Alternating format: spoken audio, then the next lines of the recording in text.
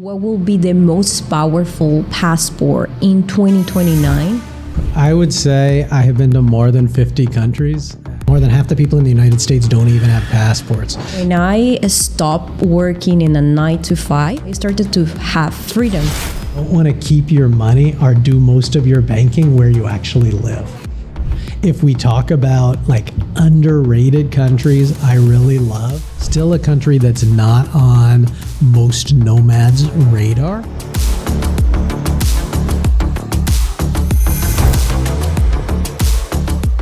Welcome to the Jerz Way. My name is Gaby, and we're going to introduce you to Jeremy, who is going to be speaking about his story and why the Jerz Way exists. How are you, Jerz? Well, thanks for having me, Gabby, and thanks for doing this with me. My name is Jerz, or Jeremy, and the idea behind this is to give you more insight into who I am and what it is I do, and how you can educate yourself and use a lot of these tools to become a more sovereign individual. Perfect. Let's get it started. Sounds good. How many countries have you been into? I would say I have been to more than 50 countries. At this point, I would have to make a list, which is probably something I should do. I started traveling when I was quite young, took some international trips, my first ones with my parents. And then when I started in the university, when I was about 18, I started going to Europe in the summer. And that's really where my love for traveling began. I started in Europe, then expanded to Eastern Europe, and then eventually to Latin America. Have done some traveling in Asia. The only continent I really skipped over so far is Africa, which I'm eager to do because I do see a lot of promise in that region. So you have been a nomad for more than 30 years? I guess you could say that's correct. Yeah, it's been about 30 years now, even a little bit more. And I think it's changed over the years, but in a lot of ways it's stayed the same. The countries, of course, at a particular moment in time where I like to spend time has definitely evolved over the course of the years. But what make you make that choice to go through that lifestyle? Because it was at very young age that you started to do this. So, well, I think when I first started traveling internationally with my parents, I got the love for experiencing other cultures. I grew up in the United States, in California, and the U.S. It's a very interesting place in that most people in the U.S. view the U.S. as the entire world. They say that more than half the people in the United States don't even have passports. So most people have no desire to expand their world beyond the U.S. And at an early age, I sort of came to realize, hey, this is bullshit. I want to experience these cultures. I want to see what's out there in the world. So from the time I was a young kid, I knew I wanted to do it. And then once I went to university, started earning money, I had the ability to do it on my own.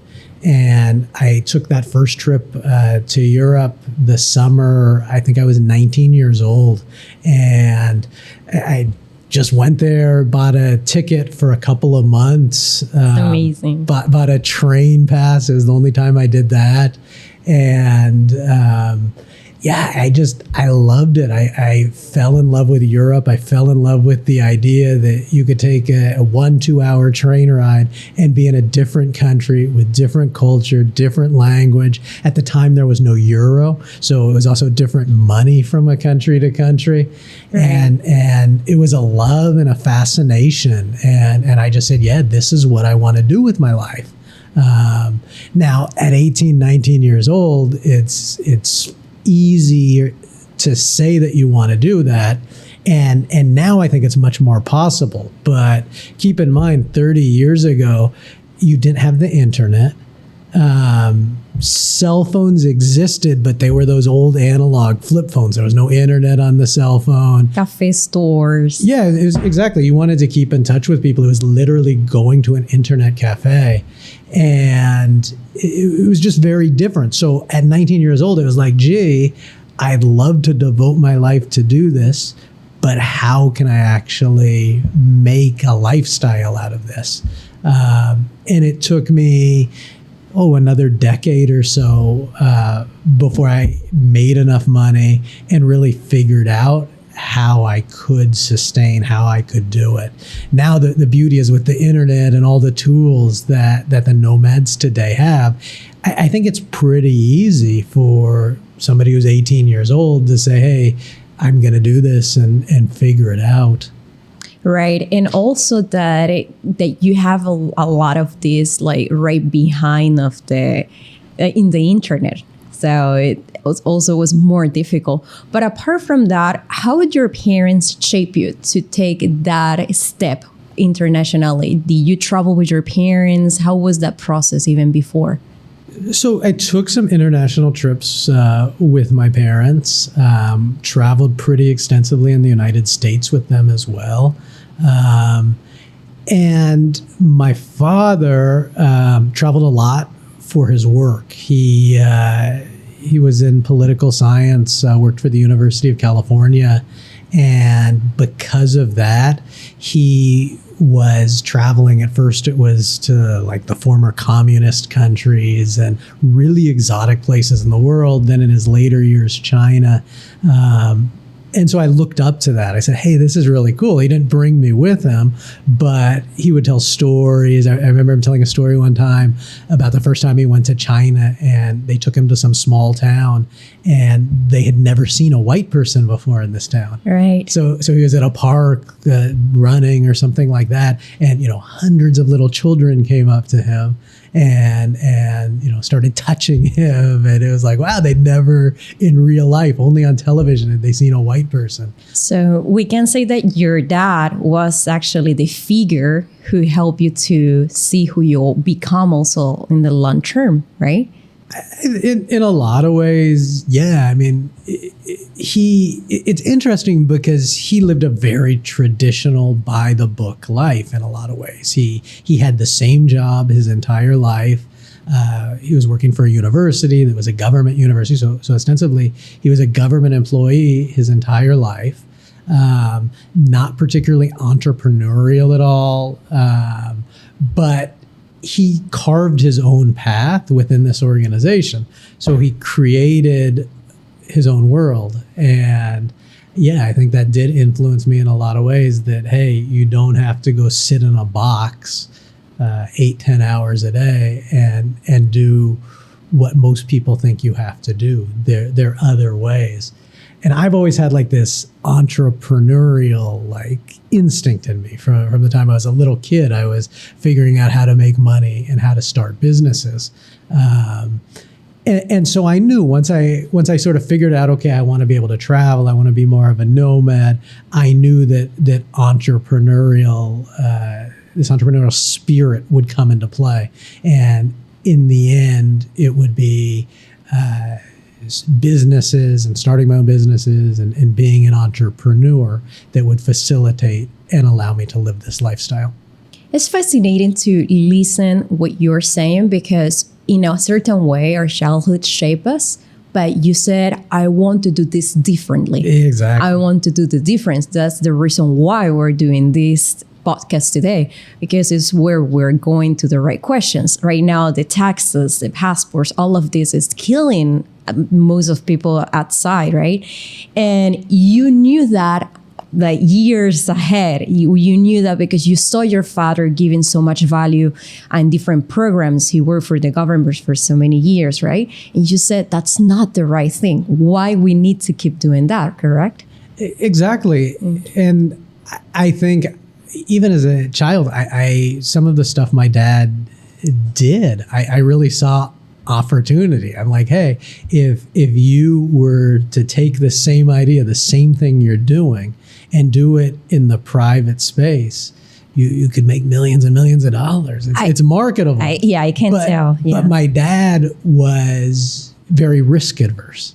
I think to be an entrepreneur, you have to be somebody who's willing to take risks. And my dad was just not that person. So he carved out this niche and did this stuff, but he always had the safety net.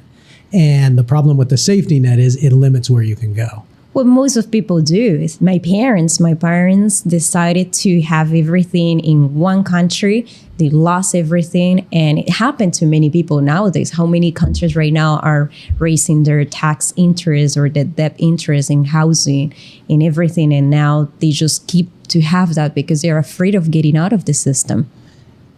And I think more and more, what I find in my business is that people today are waking up to the fact that this system, this government propaganda, that this is the way you're supposed to live your life, in the end doesn't work. It doesn't serve the people. So I think we've had this programming in society, certainly since World War II, that what you're supposed to do is go to school till you're 18, then you go to university where they fill your head with more propaganda. And then after that, you go get a job and you go sit in the cubicle and you do what you're supposed to do 8-10 hours a day. If you're lucky, you get 1 to 2 weeks vacation a year. And then at some mythical date in the future, you can retire and you can enjoy your life. You're working towards this moment. And I really realized from the 18 years old or even younger, I said, hey, this isn't for me. I want to enjoy my life now while I'm young, while I can. I'm not going to wait till I'm 60, 70, 80 years old so I can take vacations and I can see the world. So it's really about lifestyle design. That's a term I like to use. It's about designing your own life, not living it the way that others tell you should live your life. Let's get it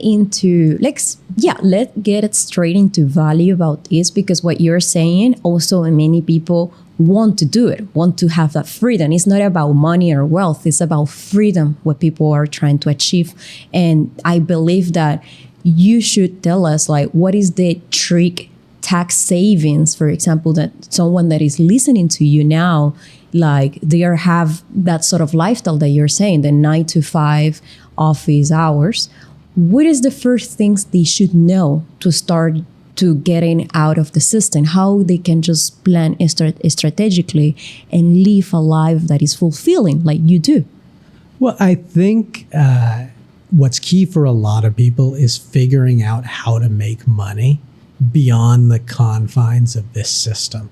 So a lot of people in this space will promote like remote jobs, which can be a good place to start. Although I hesitate because my personal belief is these remote jobs aren't going to be around forever. No. I really think what happened in the last 5-6 years with COVID, a lot of the companies and a lot of traditional jobs allowed people to start working from home. So people got in this habit of, okay, great, I can keep doing the same job. I'm going to make a first world US, European salary, make 6 figures plus, and I'm going to be able to do this job from a beach somewhere in Playa del Carmen. And it's worked out for a number of years, but we're seeing now more and more companies are saying, nah, this is ridiculous. If we're going to pay you those kind of wages, you need to come into the office. And the companies that aren't doing that are sort of waking up and saying, well, wait a second, we no longer are confined by high cost employees from, the Bay Area in California, something like that. We can hire people from all over the world. And the result is that these remote jobs are becoming fewer and fewer. We're already seeing that. And I think it's a trend that's going to continue. I don't think, just like I would say you can't count on the government to take care of you 50 years from now when you want Social Security or you want a pension, likely it's not going to be there for you. Right. And it's the same thing with companies. I hesitate when people tell me that their whole world, their whole life revolves around this company. Because in the end, just like the government doesn't care about you, the company doesn't care about you either. And it's the same system. So for somebody who's starting out, what I say that's really important, you have to figure out how to make money on your own, which is starting a business, becoming a consultant, doing something that allows you to take control of your life and for you to ultimately make your own money without depending on a government, without depending on an organization to take care of you. So how people can do that is the next question. Because let's say that some of them already figure it out. Let's say that they contacting you. How can people actually do that through you, or how they can start doing it? Well, as far as finding that specific niche or something, I can guide people. It's not specifically what I specialize in. I specialize more once somebody already has those streams of income, figuring out how to save on taxes, minimize, eliminate the taxes, and then create the structures so that they can live a sovereign life and keep more of their money. For somebody who isn't in that stage yet, what I always encourage them to do is to learn a skill. Figure out something that you're good at, or if you don't have a skill, take some classes. There's so much information, so many communities on the internet right now that will teach you how to do something without paying $100,000, $200,000 for a university degree. You can take YouTube classes. You can join a community. You can learn marketing. You can learn sales. Sales is a great tool to start out and take control of your life and make really good income. But it's experimenting, and it's finding out what you like. That's a key. Don't do something you hate, even if it makes you free. The key is in all of this to find something you love and figure out how to make money doing what it is you love. And what are the top savings that every entrepreneur or nomad should know? Well, the big one that a lot of people don't realize, it's a little bit different if you're an American, but for the rest of the world, if you don't live in one place for more than 6 months per year, it's very easy to structure your life, to structure your business so you can get to zero tax, 100% legally, all with properly designed structures. And that's where I start with a lot of people. I set them up. I create organizations, business entities. A lot of times it's in the US, but a lot of times it combines US entities with offshore entities. I set up banking internationally because this is a big one. Most people realize you don't want to keep your money or do most of your banking where you actually live. So I help people set that up. And at the same time, I set up what's called a tax residency, which is the fiscal place, the country where you pay tax. A lot of times it's Paraguay, a lot of times it's Panama, just sort of depending on the situation and the needs of the person. And once they have that fiscal setup, they can legally pay zero tax by spending less than 6 months in other countries without spending much time in the country where they have the tax residency. So that's the big sort of trick in all of this is the structuring and doing it properly and doing it legally. All right, let's go back to the fun stuff now. What do you think? We're getting too technical. Too technical. I don't understand how to do things, but I'm learning with you in this journey, which is beautiful. It's very complex for me as a person because I'm also in the system, kind of, but it's still out of the system. So, but it takes time also to learn with you. You have done it for so many years. But another question that I wanted to ask you, what is your favorite country that actually every time you visit, you love it? The most underrated place? Well, those general questions are tough to answer because what it is for me, it might not be for somebody else. If we talk about like underrated countries I really love, Brazil comes to mind. It's where we are right now. Yeah. Most people have heard of Brazil, but it's still a country that's not on most nomads' radar. A lot of people shy away from it because it has the reputation of being quite dangerous and quite expensive for a nomad destination. I would counter that by saying, yes, there certainly is danger, but it can be managed. And there are a lot of places in Brazil that are simply undiscovered gems. They're thousands of kilometers of beach towns, both small, and Brazil has so many beach cities, over 1 million people, that you've never heard of. Right. And I would highly encourage people to check Brazil out. It's also a great moment if you have dollars or euros to come to Brazil. I was here way back in 2003, and around then they had just had a currency crisis, so it was ridiculously cheap. But other than that moment in time, Brazil's always been a very expensive country, which is one of the big reasons nomads stay away. And right now, it's as cheap as it's ever been, other than that little blip in 2003. So I would say now is a really good time for nomads to check out Brazil. Awesome. Another country that I think a lot of people don't have on their radar is Paraguay. Again, in the same similar area.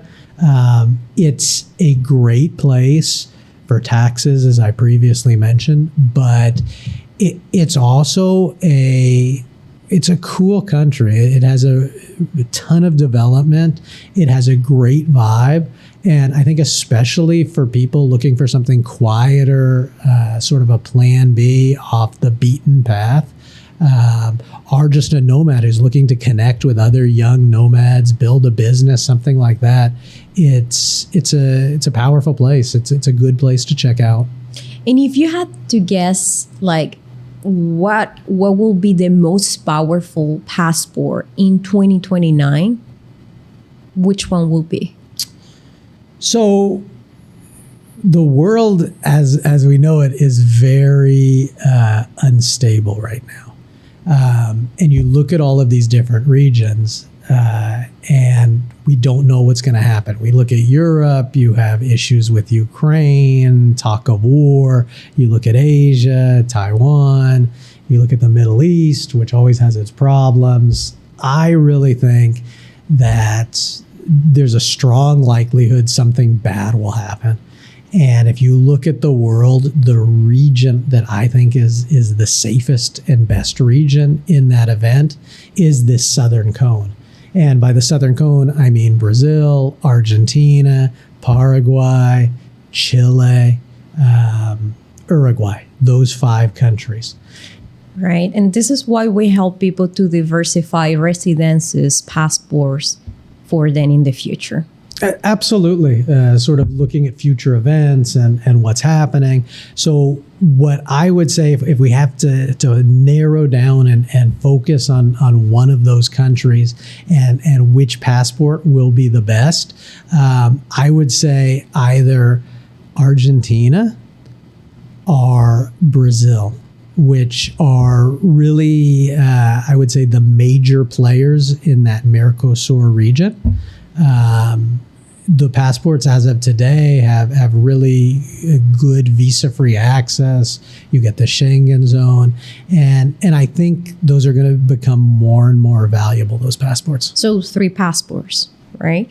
Well, really any of those passports from the Mercosur countries. But if I had to focus in, I would take the 2 major players, which are Brazil and Argentina. Brazil and Argentina. And you also have the residences there, that in case that you want to have both both options, you can get that, and long-term friendly tax structures, right? Correct. So the beauty of the Mercosur region, you have two countries in there, Paraguay and Uruguay, which have similar territorial type taxation, either zero tax or near zero tax in the case of Uruguay. And you're able to combine those countries through a legal residency, through a structure with maybe the passport from Brazil or Argentina, where they're great countries, they're beautiful countries, but they might not have the optimal tax structure. So that's really the key is combining these tax residencies with the more powerful passports. Got it. Apart from all of this, because it sounds like that not many people can actually be focused on building sovereignty, building work, how can people balance freedom and also their work or purpose, whatever they are doing, and do like their life looks like a vacation like you do? How they can maintain the balance, because it's very difficult. I personally can't do that. I just need to do one thing at a time. And for me, if I'm working, I'm just only working. If I'm traveling, I'm only traveling. But how can you manage that balance through all these years? Well, it's just something I've gotten good at because I've basically done it my entire life. For somebody new to this, you have to find that personal balance. Part of that comes from doing what you love, because if you're content and you're satisfied and you enjoy your work, it makes it much easier to sort of combine it with your life, combine it with your lifestyle. Like in my case, I sort of carve out my days, and even though I might be in Brazil today, planning a trip to Georgia later in the summer, Georgia the country, I'm all over the place. But what you'll find is my day stays fairly consistent from place to place. So that's a big part of it, sort of finding the method and the consistency in the madness. So like in my case, it's very important for me to get out into nature and walk every morning. So I always begin my day that way. And then I sort of weave work in and out of it, instead of somebody who like works in these 8-hour blocks or something like that. That works for some people, and that's great. In my case, that just doesn't work for me. So I tend to work in like 1-2 hour blocks. Maybe it's my ADD, maybe it's my just doing this for a while. But what I find is it works really well for me to work in these like 1-2 hour blocks and then do something I love or something that I love in a different way. So the day doesn't become monotonous and I get the work done, because that's important. We have to make money. We have to be successful in what we do. But at the same time, you want to do other things. So in my day, I'll walk. Then I will usually work for a couple hours. Then I eat lunch, and I usually take a long, leisurely lunch, hour, 2 hours. Then I usually go back for like a shorter, like hour-long block. Then I like to take like a nap, 15, 20 minutes, not a long one, but just to recharge. I usually do Pilates or some form of exercise, then go back with another block of work. Then I like to go walk again for another hour or so. And then I usually work another long block in the night, somewhere either before or after dinner. But I believe that that's going to be the future, that sort of a schedule. And I'm going to say the reason. In my case, when I stopped working in a 9-to-5 office, just like a year ago, I started to have freedom. To genuinely live freedom, to wake up and say, I have 24 hours to decide what I want to do.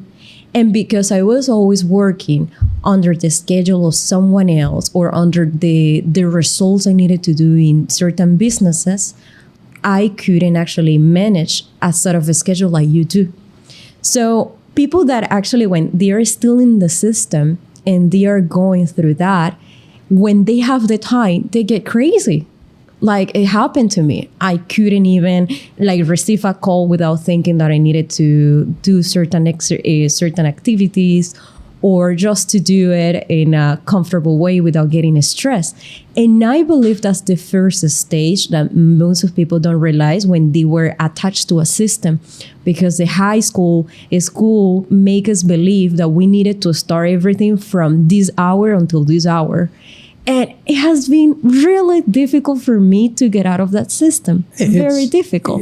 I completely get it. So if you look at traditional education, right, a kid goes to school from 8 to 3. So you're basically training these small little people to sit in a box and be inefficient, but to stay in this box. It's almost like you're training them to be in a little jail cell. Mm-hmm. And what always struck me from the time I was a little kid, and I just sort of realized that school, everything was a lie, basically. I said, okay, really, you're requiring us to be there for 8 hours a day, but I could learn everything you're trying to teach me in 20, 30 minutes a day. Right. So why am I wasting this other 7 or 8 hours per day there? And it's the same thing with most jobs. Most people sit in their box 8, 10 hours a day, but they're lucky to accomplish 1 or 2 hours of real work in a day. So I've just sort of turned this upside down, and I say, hey, I'm going to work in these smaller blocks. But when I'm working in these blocks, I'm terribly efficient. So I'm doing, in that 1 to 2 hour block, I'm doing more work than most people are going to do in an 8 hour day. And I'm doing multiple 2, 3, sometimes 4 times a day, those blocks. So I'm accomplishing in magnitudes what the average person accomplishes in a day, who's forced to commute to the office and then sit in this office all day. But that also changed the core values of people. And that's the next question I wanted to ask you. What it means home for you? What does it mean, the word home? Well, it's an interesting question. Home does not mean the same thing to me that it would mean to most people in the traditional sense. As I mentioned, I grew up in California, in the San Francisco Bay Area. I go back a lot because my parents are older and they need a lot of help. So for the last number of years, I've gone back 3-4 times a year, and from Europe, from southern South America, it's a trek. I mean, it takes me a couple days to get there, literally. It no longer feels like home. I'm not sure it ever really felt like home to me, if I'm being honest. Mm-hmm. No, I don't go back and feel, okay, I'm home. I don't have that feeling. In fact, I feel more at home when I'm leaving or when I've left. I feel much more at home, both in Latin America and in Europe, than I feel in the Bay Area where I'm from. I would say home is, for me anyways, it's a place you feel comfortable. And it's a place you have friends, you have connections, and it's a place you want to be. I think that desire is an important thing. So some people are sort of stuck in a place and they might call it home, but I would question whether it is really home if they don't want to be there. So what you do is not even a trend, it's a way of living. It's exactly. It's a lifestyle. It's the Jerz way. It's the way that I have structured my life to work for me. And this is actually a very important distinction. And in consultation calls, I talk about this a lot, because people say, hey, I want to be you. I want to do it the way you do. And part of it, though, is understanding that my way might not be your way. Everybody has a path that will be the best way for them. And what I really specialize in and am quite good at is helping people find their way, which a lot of times does align with the way I do it, but not always. It's a different path for every person. Jerz, what would you say to people who feel stuck in their country? How they can start from scratch or to begin with their path? So I would say the first thing is you either have to have the savings or the income streams to be able to leave. I'm not somebody who says, okay, you have $500 in the bank and no job, go to Latin America and figure it out. I don't think those people usually make it, nor do I think they'll be happy doing it. So the first place is finding out how to make that money. Somebody who doesn't have it, what I say is stay in your job and take a class, figure out, and start trying to earn money on the sides. Then when you start making enough money, make that your full-time gig, get rid of the job. And then when you have enough consistent income, that's the time to do it. When you have the savings, when you have the consistent income, choose a place and just do it. I think that's the hardest thing for most people. And as an example, when I left, I had a successful business in the U.S., so the money wasn't the issue. And the number one question I got when I was leaving the United States is, well, what about all of your stuff? What are you going to do with your stuff? And I think that holds people back a lot of times is this notion of stuff, my possessions, my furniture, also family. Family, yes and no. Well, in the American culture, I noticed the family is the last thing to think about. It's more about the material things. But let's say in Latin America, when we decide to leave to go for better opportunities, we think first in our families. Agreed, but I would say that done correctly, and I'm case in point to prove this. I would say I live literally on the other end of the earth from my family, and on a day-by-day basis, I spend more time with them per year than most people do who live around the corner. So it's structuring your life. It doesn't mean you leave and you never come back, because family, friends, those relationships are very important. But I would argue that the two things aren't mutually exclusive. You can be a nomad, you can leave your country, and you can still maintain those ties.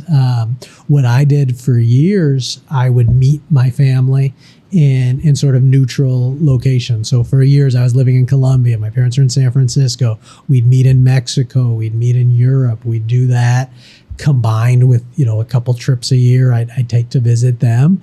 As they became older, traveling became more and more difficult. So that was no longer possible. So now it's on me to make that effort. But I make that effort. I go 3-4 times a year for, usually a couple of weeks. And then when I'm there, my focus is on them. They have my time. So literally I'll go there for a couple of weeks and I spend, the entire day with them. So hour per hour, I'm actually spending more time and more quality time with them than most people I know who I grew up with who literally live around the corner and That's true. And maybe go out to dinner with their parents once a month. That's true. They're spending. So you see more in the end result. Let's say you are spending more time with your family, like a month in a year, and more than the Probably average. More than that, yeah. Yeah, because statistically, when we are 30, 40 years old, we start decreasing our relationship with our parents. There's statistics everywhere. We can find it online. But in brief summary, when we are 30 years old, we only see our parents per year, in a total amount of 72 hours. Yeah, it's funny. It's crazy. Because like my mom always says, why can't you live closer? She would love it if I would move back or move somewhere closer. The idea. She likes the idea. But I always tell her, it's literally we spend more time and certainly more quality time together now than we did when I was 16 years old and living under your roof, where, we'd see each other. Some days we wouldn't see each other at all. Some days we'd see each other for minutes or for hours. But the quality time is much more and much stronger, I would say, today than it was at any other point in my life. Now, you have become someone different to what your family remembers. How do you manage that? How you can speak without getting, that situation that different positions could be. I'm going to explain. You are not the same when you're back to your country. I realized that in my personal experience, but also I'm pretty sure many people can relate to that. And that's okay. But how you can be maintaining those relationships without feeling that you're losing them just because you become someone different to what they used to know?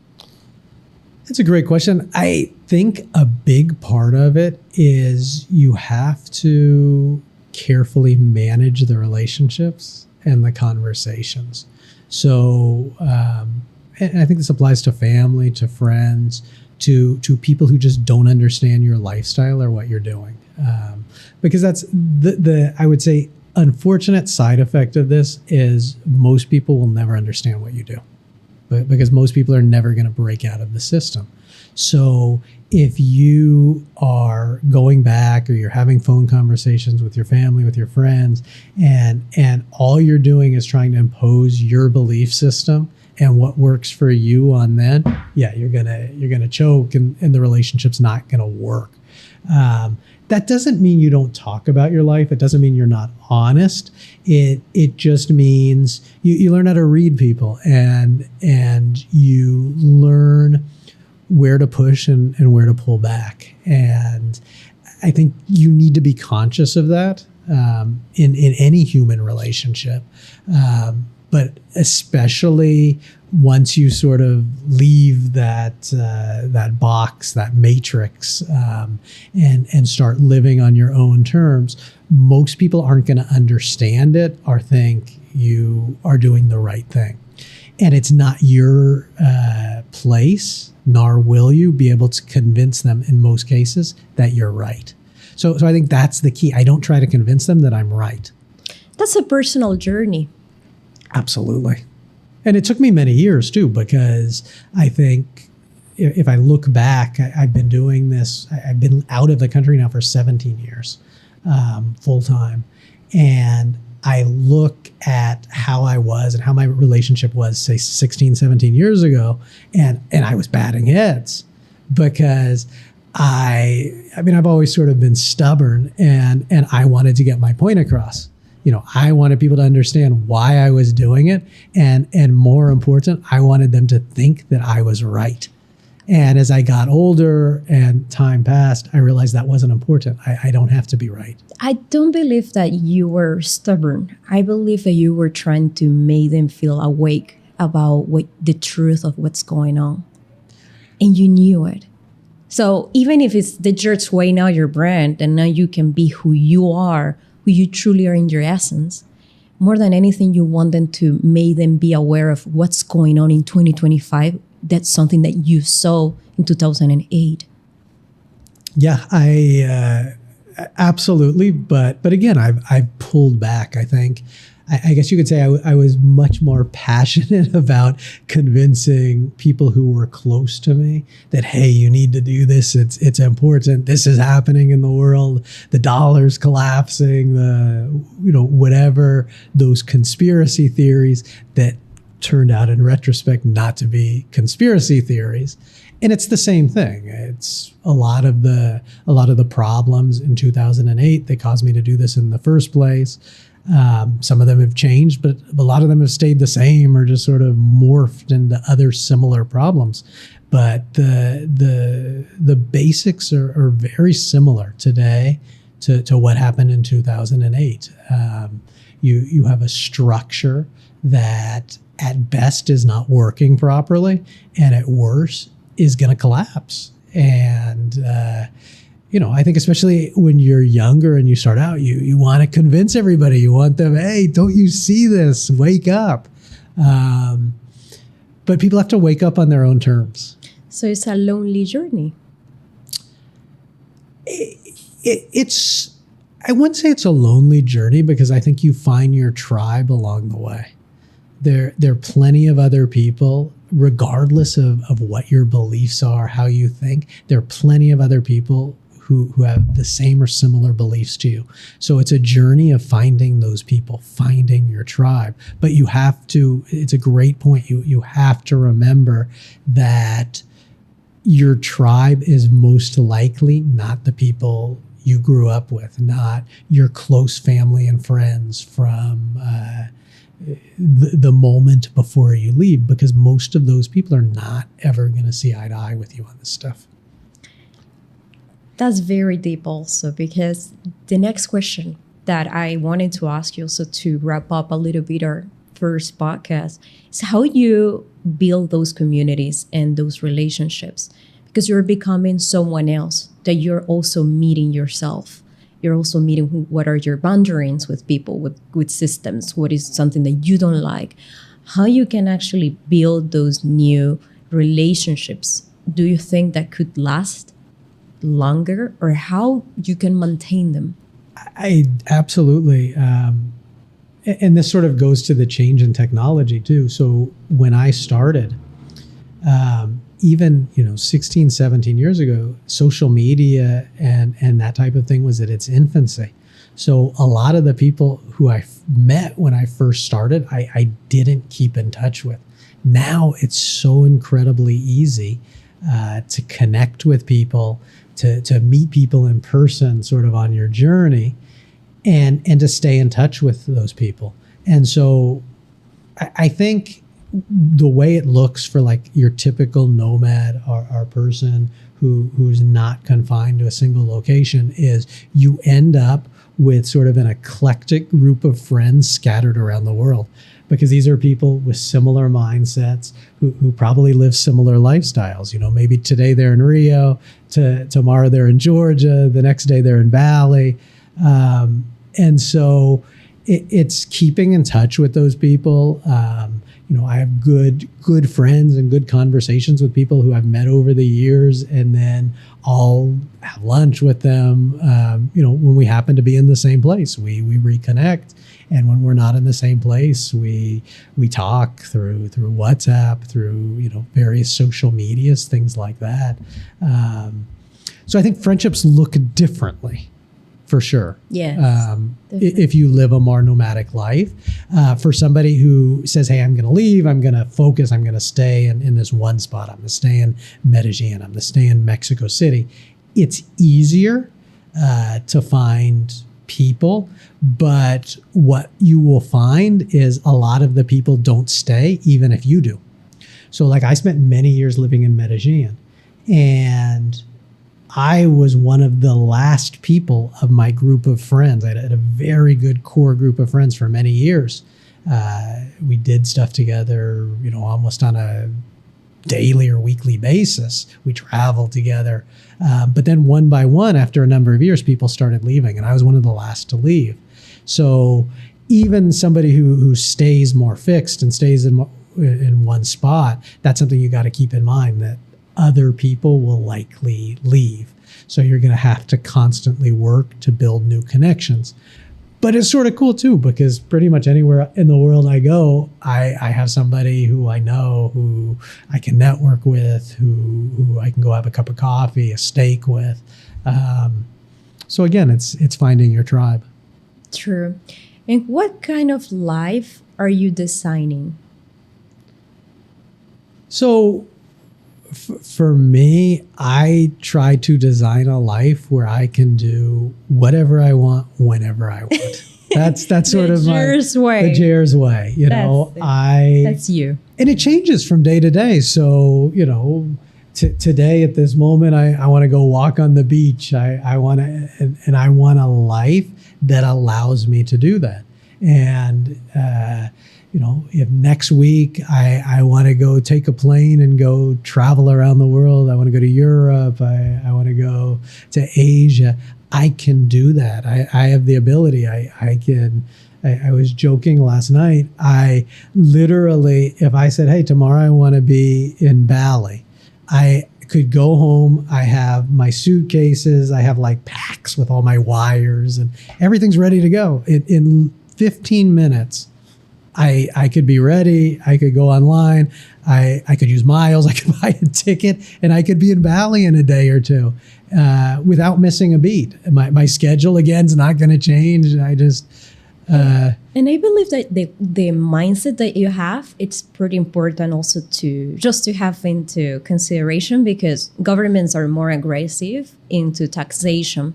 So let's say that where you're right now, they're going to be very aggressive to the sort of person that you are, right? So if right now it's happening, how can people prepare? Like they're right now in countries that they're raising to 50-60% of taxes. How can people actually prepare right now? How they can know that legally they can do all of this, what you're saying, and do it like the Jerz way does? So that's a great question, because let's say you have somebody living in France and this person works a traditional job, but they know they need to find their exit and they need to start working towards that now. Well, somebody like that would benefit greatly from setting up the residency and establishing that plan B even before they actually need it. So in a case like that, I'm working with a couple clients currently, and we're setting up their residencies, we're setting up their tax structure so that they're ready to go, so that when they are able to quit the job, when they have the income flow, they're able to basically just flip a switch, pack their stuff, and leave. But you've got to make the preparations ahead of time. If you actually need the plan B because you have tax issues, because the government changes the rules and they no longer allow you to exit the system, whatever the case may be, if you wait for that to happen, it's too late. So the time to start planning is now, or it's even yesterday. And that's very important. So I encourage everybody, come up with your plan B and work towards setting it up so it's ready to go now. Don't wait to do that, because if you wait, it will be too late. Right. So we're wrapping up this podcast today because it's the first time we are also speaking more about you. But also we want that our people that right now are listening can come back to the second episode, that we're going to be learning more about the strategy. And I want to ask you about your final thoughts on this first podcast. Well, I think it was a great introduction. I think, I think it gives you a little bit of a better feel. Maybe you've been following me on social media. But you want to know more about who I am. And that's really the purpose of these podcasts we're going to start doing, is to both give you insight into the way I do it, and then give you some of the tools and tricks so you can learn about this stuff or start learning about this stuff depending on where or how advanced you are on your journey. And the idea is to develop your own path, your own plan. And you can use these sort of tricks and tools that I use, but customize it, tweak it. So it's not necessarily going to be exactly how I do it. It's going to be your way. It's going to be your personal setup. And again, that's what I specialize in, is helping you with that self-discovery, figuring out what it is that, what your ideal lifestyle looks like, and then helping you design that life with the legal tools, the legal structures you need so you can live the life you want on your terms. Beautiful thoughts. And also just to remind them that you now are super active on Instagram. You have a community called Sovereign Individual. So if you want also to go there to meet on daily activities that you're doing, also with the client, like valuable information, you should also join those channels. And Jerz is also like sharing quite a lot in X, right? Yeah, so we've been active for a while on X. We're really starting to do more on Instagram, YouTube now, and very soon we're going to be on TikTok as well. And the idea is just to really grow these communities. The idea is community, so we can all work together to build these lives for ourselves, but separately and together, and that's the purpose of these communities. Also, quick question, guys. If you have more information that you want to hear in this podcast, you can send us through his personal DMs on social media, and we're going to be more than happy to ask those questions that might be Jerz answering, right? Absolutely. We're very fast to respond to all the DM platforms. Always happy to answer quick questions. We do consultations as well if you want to go more in depth, but we're always happy to answer a quick question. The other thing, we've completely redesigned our website, which should be launching. Looks very good. Yeah, should be launching in the next week or so. So that's just thejerzway.com.